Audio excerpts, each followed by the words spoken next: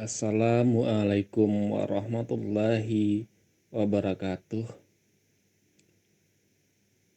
Pada kesempatan kegiatan belajar mengajar saat ini, kita akan membahas atau menyampaikan materi tentang masalah pokok ekonomi dan pemecahannya.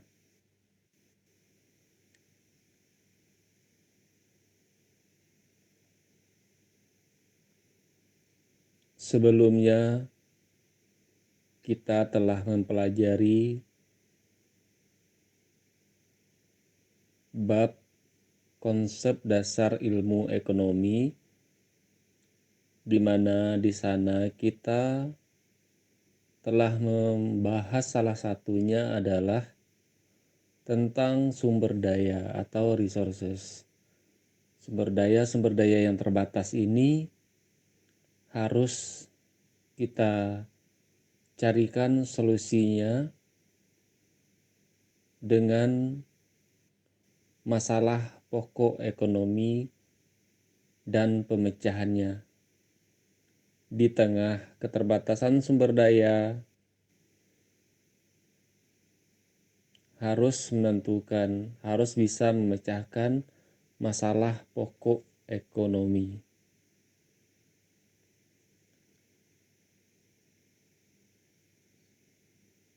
Masalah pokok ekonomi modern dikategorikan menjadi 3 bagian.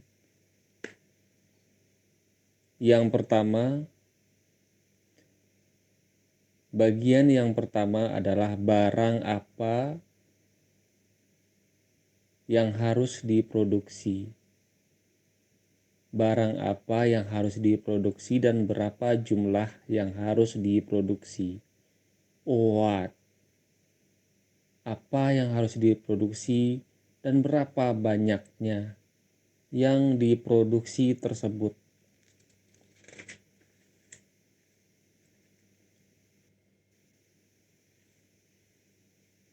Bagi pemerintah atau produsen, masalah ekonomi pertama yang harus dipecahkan adalah barang apa yang harus diproduksi dan berapa banyaknya. Dalam hubungan dengan masalah tersebut, pemerintah atau produsen harus memperhatikan barang apa dan berapa banyak yang dibutuhkan oleh masyarakat, dan apakah telah tersedia sumber daya untuk menghasilkan barang tersebut. Apakah memproduksi lebih banyak rumah sangat sederhana atau rumah real estate dalam jumlah sedikit. Apakah lebih baik memproduksi lebih banyak pusat pertokoan seperti supermarket, supermall, atau hypermarket, atau lebih sedikit pasar tradisional, atau apakah akan memproduksi lebih sedikit barang-barang konsumsi. Di tengah kelangkaan sumber daya, masyarakat harus cerdas dan menentukan apa yang harus diproduksi dan berapa banyaknya yang akan diproduksi.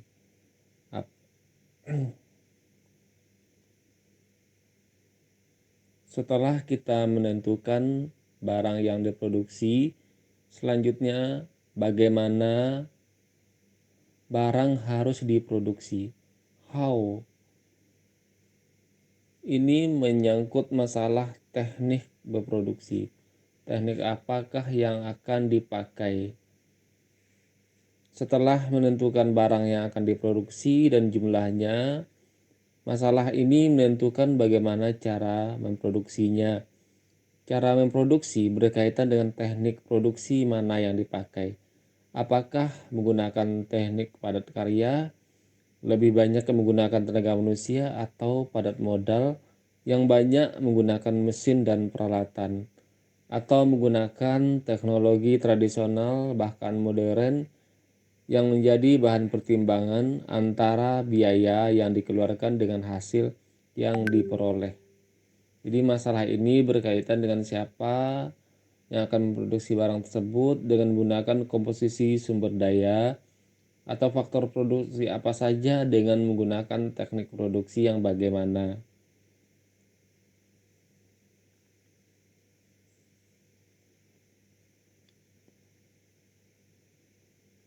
Faktor-faktor produksi apa saja yang digunakan di sini juga melibatkan pemakaian alat-alat pertanian modern ataukah dilakukan secara tradisional.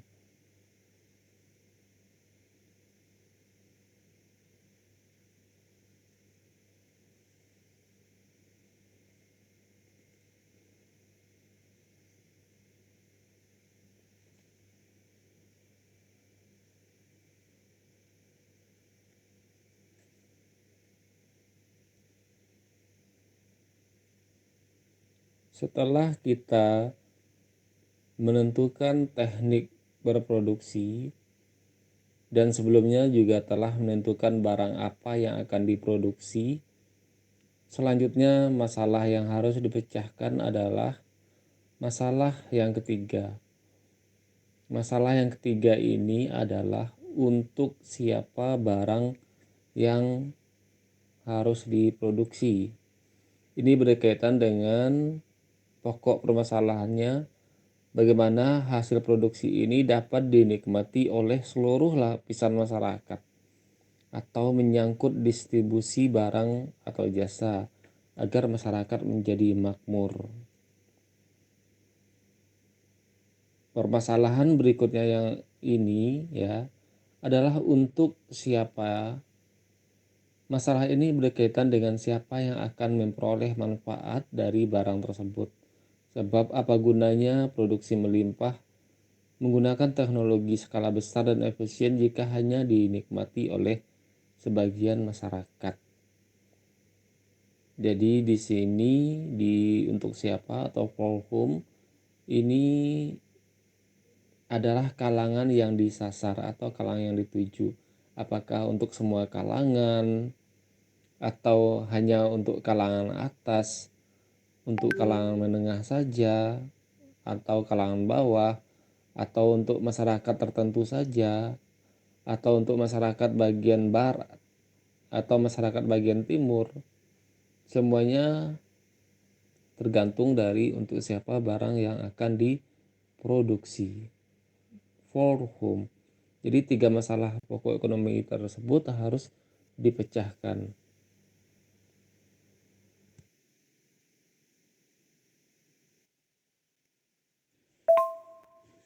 Baiklah, beranjak ke materi selanjutnya kita akan menjelaskan tentang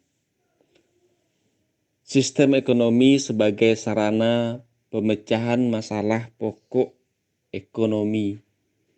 Jadi pengertian dari sistem ekonomi ini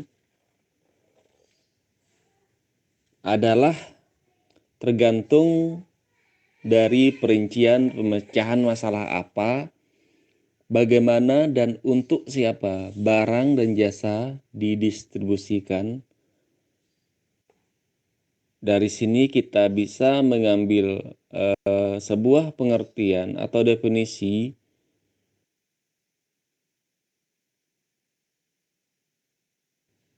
bahwa sistem ekonomi adalah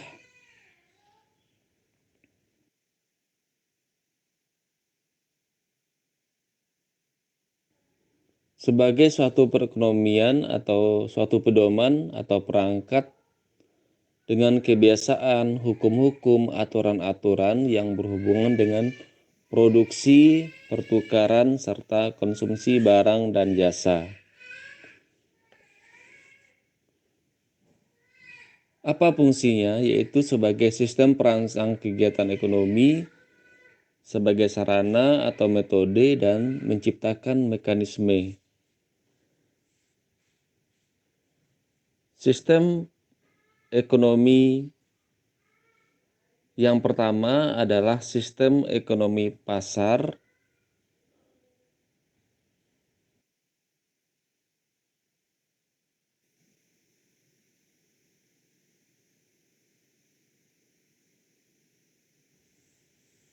Sistem perekonomian Pasar disebut juga dengan kapitalis atau liberal, di mana sistem perekonomian yang didasarkan pada mekanisme pasar dalam memecahkan persoalan pokok ekonomi, permasalahan komoditas, apa dan berapa yang harus diproduksi diserahkan pada mekanisme pasar. Hal ini mempunyai arti bahwa perusahaan memproduksi suatu barang berdasarkan kebutuhan masyarakat dengan harapan mendatangkan keuntungan bagi perusahaan. Apa yang harus dihasilkan? Nah, ini adalah masalah pokok ekonomi modern yang pertama. Dalam sistem ekonomi pasar, pembeli adalah raja. Penjual harus melayani pembeli dengan baik agar keinginannya terpenuhi. Barang yang harus diproduksi adalah barang yang dapat memberikan keuntungan bagi penjual yang sesuai dengan keinginan pembeli. Kemudian bagaimana cara memproduksi barang? Interaksi antara pembeli dan penjual memberikan informasi bagi penjual tentang barang apa yang harus diproduksi. Dalam memproduksi barang yang sesuai dengan keinginan pembeli atau memerlukan faktor-faktor produksi seperti sumber daya alam, tenaga kerja, modal, dan skill. Keberadaan faktor-faktor produksi tersebut sangatlah terbatas oleh sebab dalam sistem ekonomi pasar, faktor-faktor produksi ini digunakan secara efisien, artinya biaya yang dikeluarkan relatif rendah dengan tingkat produksi yang dimaksimumkan. Kemudian untuk siapa barang dihasilkan, penggunaan faktor-faktor produksi oleh perusahaan akan menghasilkan pendapatan bagi masyarakat.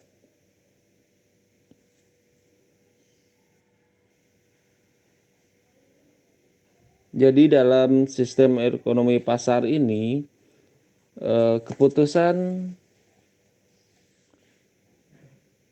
dalam sistem ekonomi pasar berhubungan dengan masalah ekonomi dasar didesentralisasikan,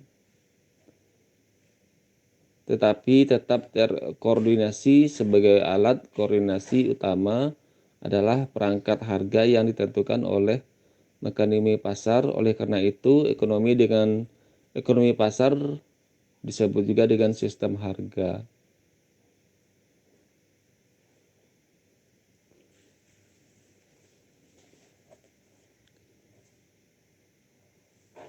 Selanjutnya adalah sistem ekonomi terpusat. Sistem ekonomi ini dengan seluruh kegiatan ekonominya, produksi, distribusi, dan konsumsi diatur melalui perencanaan dari pusat atau pemerintah yang memiliki wewenang untuk mengambil keputusan apa, bagaimana, dan untuk siapa barang dan jasa yang dihasilkan diproduksi. Dalam sistem ekonomi komando atau terpusat atau terpimpin, pemerintah melaksanakan kegiatan ekonomi secara menyeluruh, sedangkan masyarakat hanya sebagai pekerja pada sistem ekonomi ini. Semua alat-alat produksi dikuasai oleh pemerintah.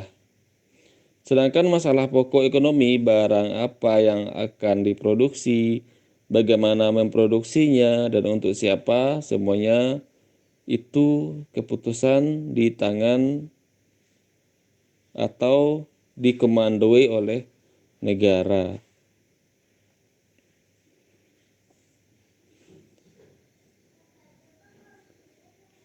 Dalam sistem ekonomi komando, perilaku ekonomi tadi sudah ditentukan oleh pemerintah dalam mengambil keputusan atas sebagian besar masalah ekonomi Dengan demikian, dalam sistem ekonomi komando, pemerintah hampir memiliki dan menguasai semua sarana produksi.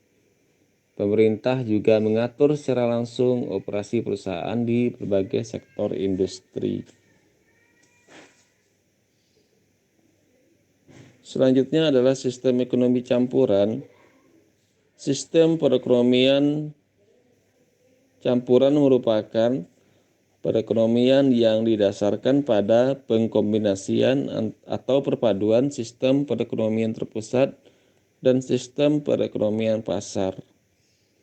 Permasalahan pengaturan apa, bagaimana, dan untuk siapa barang diproduksi dapat dilakukan dengan mekanisme pasar dan juga untuk beberapa barang yang diatur atau direncanakan oleh pemerintah.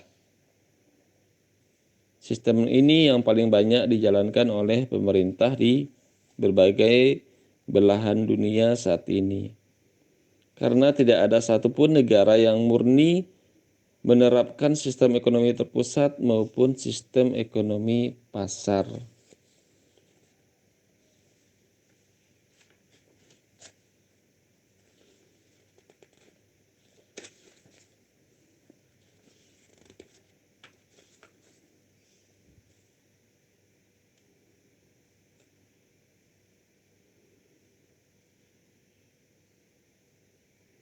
Semua negara menjalankan perekonomian yang merupakan hasil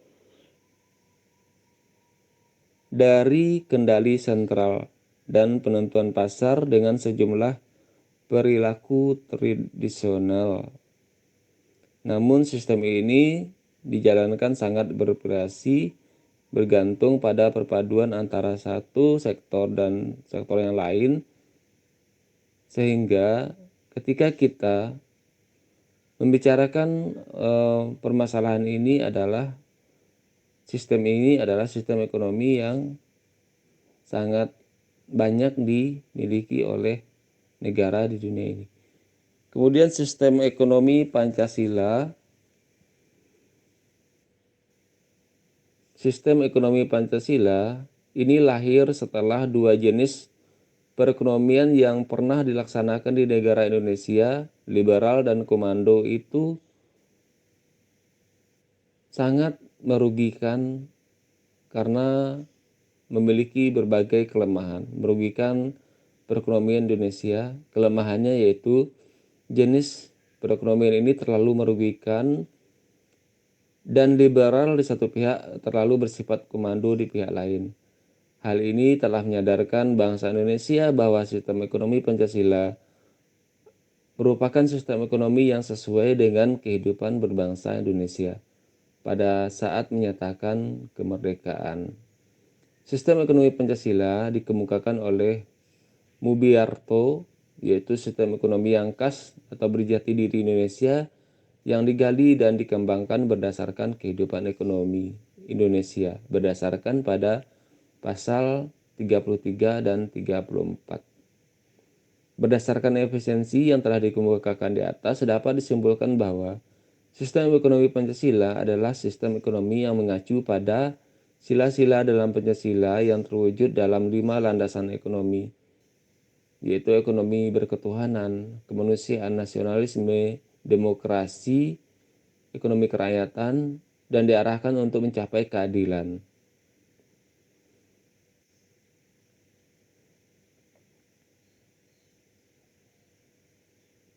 Kemudian yang terakhir adalah sistem ekonomi syariah.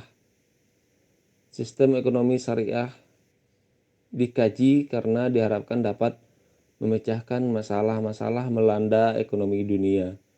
Kemampuannya di Indonesia contohnya dibuktikan dengan tidak goyahnya bank muamalat.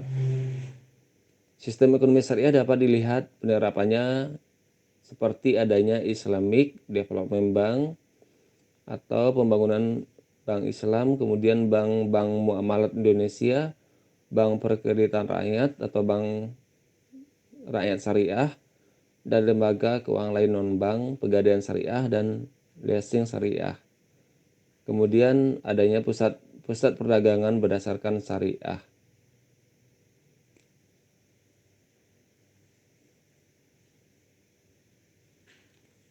Adapun nilai-nilai dasar ekonomi syariah menurut A.M. Saifuddin sebagaimana dikutip oleh Muhammad Daud Ali sebagai berikut, mempunyai nilai dasar kepemilikan. Apa saja nilai dasar kepemilikan? 1. Pemilik bukanlah penguasa mutlak atas sumber daya ekonomi, tetapi kemampuan untuk memanfaatkannya. Seseorang muslim yang tidak memanfaatkan sumber-sumber ekonomi yang diamanatkan Tuhan kepadanya, membiarkan lahan atau sebidang tanah tidak diolah sebagaimana mestinya, akan kehilangan hak atas sumber-sumber ekonomi. Kemudian lama kepemilikan atas suatu benda terbatas pada lamanya manusia hidup. Jika meninggal, harta kekayaan dibagikan kepada ahli warisnya sesuai dengan ketentuan Islam.